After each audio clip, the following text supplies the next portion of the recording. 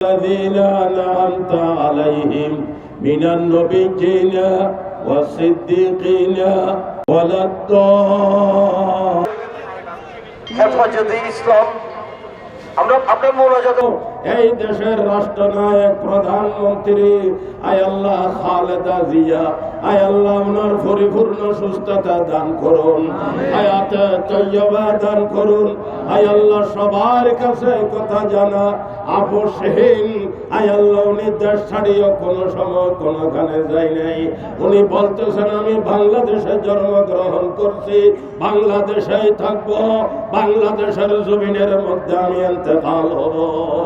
আয় আল্লাহ উনি যে সাহসী আপোষহীন, আয় আল্লাহ ওনার বাকি হায়াত লম্বা করে দিন।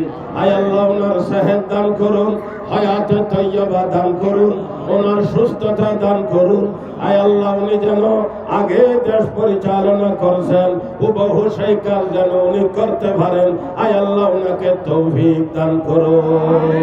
এখনই মুনাজাত শুরু হবে, আমরা ওনার জন্য দোয়া করব এবং অন্তঃস্থল থেকে দোয়া করি। আমরা যেন লোক দেখানো দোয়াটা না করে আমরা অন্তরের থেকে যেন দোয়া করি আমাদের নেত্রী, আমাদের প্রাণপ্রিয় নেত্রী, বাংলাদেশের অভিভাবক তুল্য, আমাদের মাতৃতুল্য নেত্রী আল্লাহ খালেদা জিয়া কে যেন দ্রুততম সময়ের মধ্যে সুস্থ করে আমাদের মাঝে ফিরিয়ে দেন এবং আল্লাহ যেন ওনাকে হায়াতে তাইয়্যিবা দান করেন। এখন মুনাজাত শুরু হবে ইনশাআল্লাহ।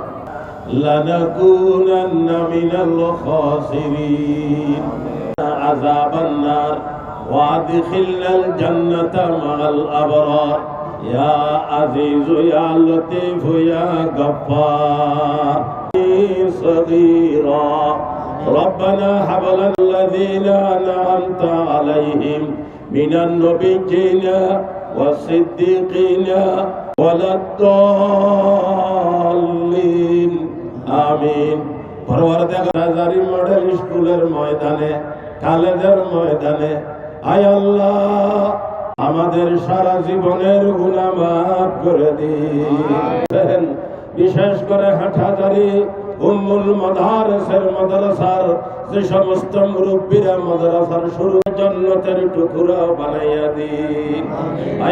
আমরা যে আয়োজন করেছি, আমাদের দলের চেয়ারপারসন, বাংলাদেশের তিনবারের নির্বাচিত প্রধানমন্ত্রী এবং গণতান্ত্রিক আন্দোলন সংগ্রামের যিনি আপসীর নেত্রী নামে পরিচিত, আমাদের সকলের মাতৃতুল্য নেত্রী দেশনেত্রী বেগম খালেদা জিয়ার অসুস্থতার কারণে আমরা গণদোয়ার আয়োজন করেছি। আপনারা দেখেছেন প্রায় 50,000-এর উপরে লোক, এই পুরো কলেজ মাঠ মোনাজাতের এক পর্যায়ে একদম পার্বতী স্কুলের মাঠে পরিপূর্ণ হয়ে গেছে। আশেপাশে মানুষ ছিল এবং আপনারা দেখেছেন বিভিন্ন স্থাপনার উপর আমি মানুষ দেখেছি। এটা হলো দেশনেত্রী বেগম খালেদা জিয়া এবং বিএনপির জন্য মানুষের যে ভালোবাসা, সাধারণ মানুষের যে ভালোবাসা, সেটারই একটি প্রতিফলন। আমরা দোয়া করেছি এবং আপনারা দেখেছেন আমাদের হাটহাজারী সহ দেশ বরেণ্য আলেম যারা ছিলেন ওনারা সকলে উপস্থিত হয়েছেন, আমাদের নেত্রীর জন্য দোয়া করেছেন এবং আমরা বিশ্বাস করি মানুষের দোয়া অবশ্যই কবুল হবে এবং দ্রুততম সময়ের মধ্যে আমাদের নেত্রী সুস্থ হয়ে উঠবেন।